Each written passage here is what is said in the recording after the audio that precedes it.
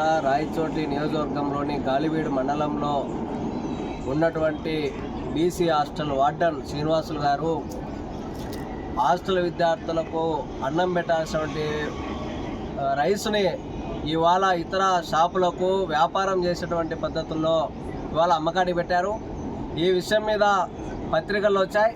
అయితే అక్కడ ఉన్నటువంటి జిల్లా DBCWOగా సురేష్ గారు మా వార్డను ఎలాంటి తప్పు చేయలేదు అని చెప్పి ఇవాళ స్టేట్మెంట్ ఇస్తూ ఉన్నారు.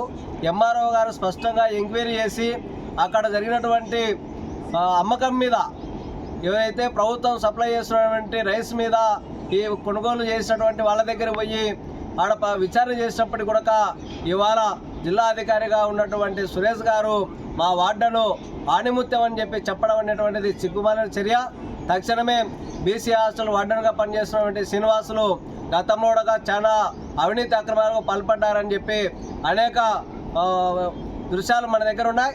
కాబట్టి తక్షణమే అతన్ని ప్రభుత్వం సరెండర్ చేసుకోవాలి, సస్పెండ్ చేయాలి, అతని మీద క్రిమినల్ కేసులు నమోదు చేయాలి.